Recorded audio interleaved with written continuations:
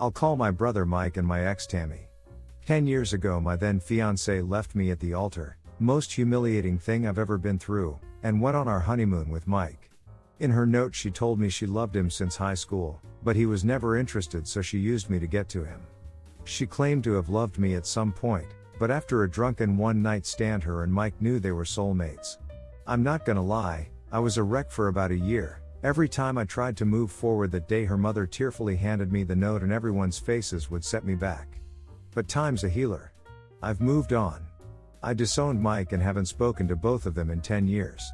For the first 2 years my family hid they had any contact with him, but then just basically sat me down one day, told me Tammy was pregnant and Mike was planning to marry her soon, so I needed to get over it because they were going to the wedding, baby shower, etc. To honest I was hurt at the why they went about it, but they're adults, I can't control what they do with their lives.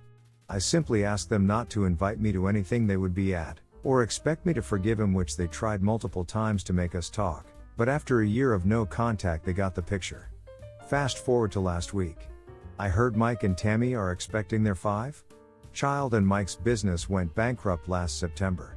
Then the chain Tammy works at closed down and they have zero savings apparently. My family has hinted that my wife and I should help them because we are the most financially successful for the kids' sake. My wife told them straight up no and said tell Mike to look for a job, and we left. A while later I got a call from an unknown number. I had a feeling who it was, but I just had to answer.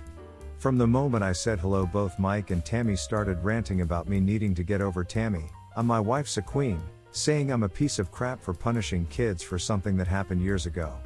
Finally my brother asked me how does it feel to be the reason his kids go hungry. So I told him that's his problem, not mine. They started yelling and crying, so I just hung up. Since then my whole family is calling names for taking my anger out on Mike's innocent children. My wife said I should tell them all go screw themselves and ask them to put their hands in their own pockets.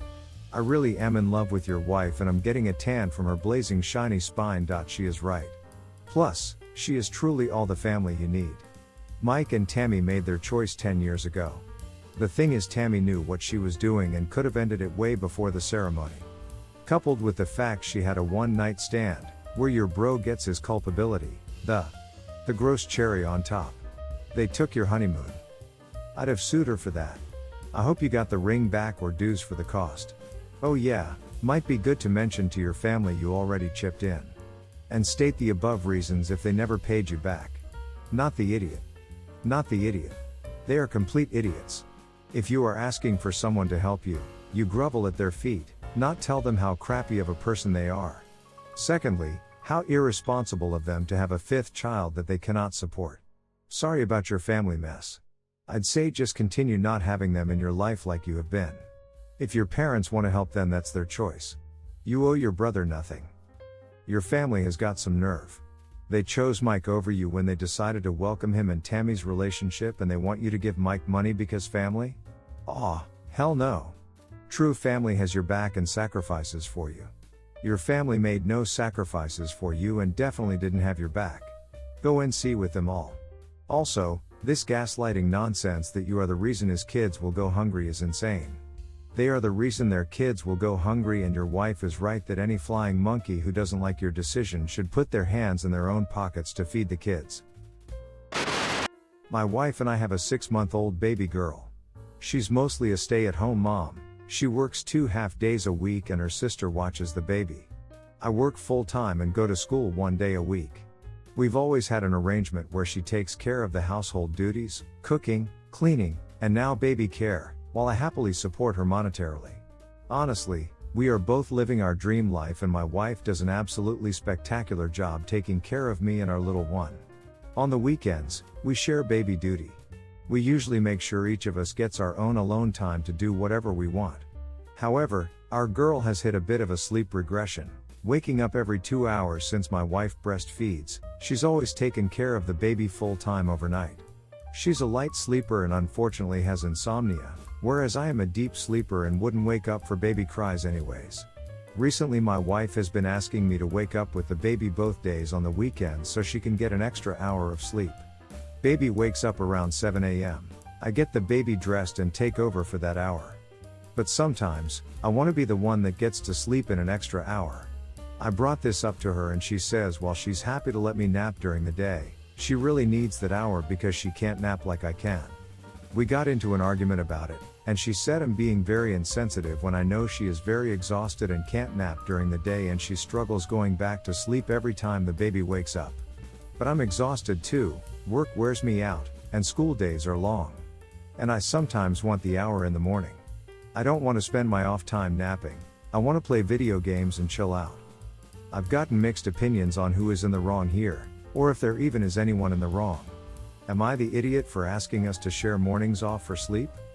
You're the idiot. You don't think she wants to just chill out and do something on her own time? She's working too by not just going to work, but also taking care of the baby. The least you could do is give her some time to sleep in. She's right, you can nap and do whatever, she can't. And unless you're going to offer to take over the feeding through formula, the only time she gets a break is if the baby is sleeping or she's off to work. Give up your extra hour of sleep, give it to your wife, who does so much. You're the idiot. I know you are tired too, but she's up all night every night with your baby. Just allow her the extra hour of sleep. She really needs it. I have had some really intense jobs, think working 16 hours a day and sometimes pull all-nighters as a political assistant to a MP. And that wasn't nearly as intense as being a mom and taking care of a baby. It will get better. You're the idiot. You sleep the entire night uninterrupted. And you are begrudging your wife an hour of sleep in the morning? An hour? After you get a full night's sleep? And after she is up every 2 hours? You say you don't want to use your free time to nap, because you want to play video games. But what you are actually saying is that you want to sleep in and play video games. All while your wife takes care of the baby by herself. If she is working 2.5 days a week, it sounds like she is also contributing financially to the household.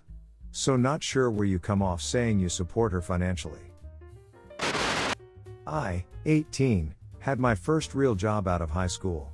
I was working in a warehouse and I was going to apprentice as a parts technician. My dad helped me get the job. My mom hates that I didn't have a girly job. She would constantly call and even showing up there. I told her to please stop. That my boss didn't like her interruptions of my day. She would stop for a bit and then do it again.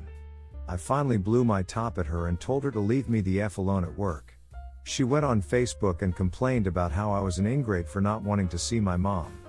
A bunch of people started saying that I was being mean to my mom and that she meant well and that she wasn't hurting me. Last week she showed up again. She actually tried to come in the back when I would not come out to see her. My boss was done. I was fired. My dad says he will help me get another job, but I am pissed. So I went on Facebook and found every person who had called me mean and that said she wasn't hurting me. I spelled out why I got fired and I asked them to help me out with some money since her actions had cost me my job. Now all of a sudden they are turning on her, calling her overbearing and saying they didn't realize she was jeopardizing my employment. But none have sent any money. I don't really need it. I live with my dad and he says that as long as I'm in school or apprenticing I don't need to pay for anything except my phone. My mom keeps calling and texting me asking me to stop telling people that she got me fired. And that I'm embarrassing her by asking the people who supported her for money. I think that I'm in the right for showing everyone who she is. My dad says that he's staying out of it. He said that the way she acts is the reason they got divorced. Not the idiot. Also, file for unemployment. Some people that don't understand the law will try to tell you that you were fired with cause, because your mother was making a scene. That is incorrect. You did not invite your mother, and I'm sure you told your employer this, so this was their problem to handle, not yours. They should have gotten a restraining order against your mother rather than punish you for something outside of your control. Holy crap. The last line from your post, to me, is the final nail in the coffin for this. You've lost your job because your mom couldn't leave you alone, and the fact that your dad experienced that and divorced your mom because of that behavior makes this an easy not the idiot. Someone else mentioned not telling your mom where your next job is, and that sounds like splendid advice. Not the idiot. I had a parent that would call my office constantly about her daughter and how her day was going. The daughter was 25 years old. I wasn't even in the same building and didn't know her daughter as I worked in HR and managed several facilities with thousands of employees. Don't let her know where you work going forward and change privacy settings on your social media. Good luck. My wife, 30, wife has a younger sister, 28, with 4 kids. My SIL is a married stay-at-home mom and her husband, 31, works 35 hours per week. Money is tight for them, but they still go on annual vacations, drive newer cars, etc. My wife and I keep separate finances except for a joint credit card and household bill. I also do most of the grocery shopping. This is relevant for later. A couple years ago, I found out my wife had been buying groceries for my SIL on our joint card, about $150 $200 per month for a few months. She said that her sister had come to her saying they were tight on money and that she needed help feeding their kids. This about a month after they had got back from their most recent vacation in Mexico. I told my wife in no uncertain terms that I am not supporting their family. She argued with me saying that we could more than afford it. I replied that I don't care if she wanted to support them, but that's her business. My wife stopped buying them groceries on our joint card after, but I'm sure she told her sister because SIL has been standoffish since. In the last few months, grocery costs have been increasing, thanks to inflation.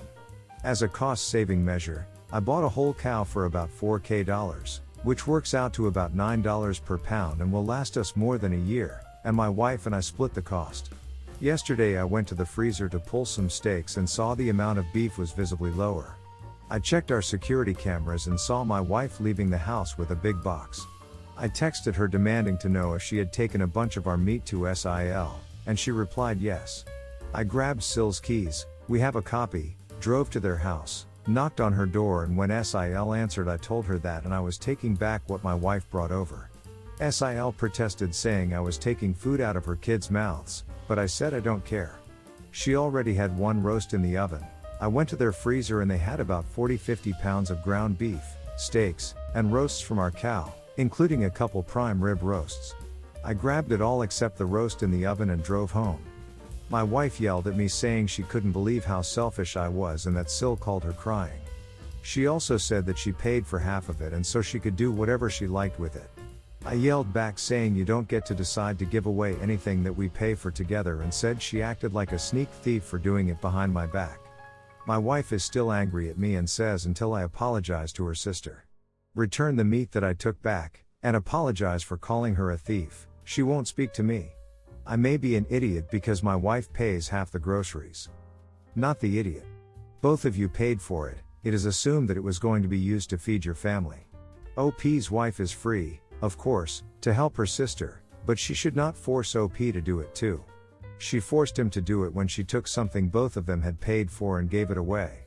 If she want to help her, which is perfectly understandable, she should do it out of her own money, not out of the joint bank account. If wife wants OP's help as well in this issue, she can try to convince him to chip in, but OP is free to say no as well. Not the idiot. That meat is for you and your wife, not her sister's family. Your wife needs to stop bailing her sister out for being irresponsible with her money. Why isn't her husband working full-time? I'll never understand people that have so many kids but won't provide for them and then wastes money. Used to have a friend that pulled that crap. 2 kids, husband working but not making enough, wife working part-time at McDonald's. She cried to me once about being able to afford food, so I gave her some food from my own pantry to try and help. Turns out they were buying cigarettes, she started smoking at that time, and alcohol. Pissed me the hell off. Not the idiot.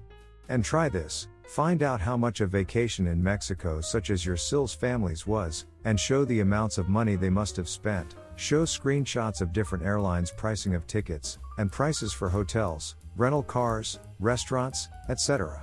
Make your wife see how much money your Sil is pissing away on fancy vacations, obviously knowing she can then count on using your wife as a cash cow for necessities after blowing thousands on fun and games.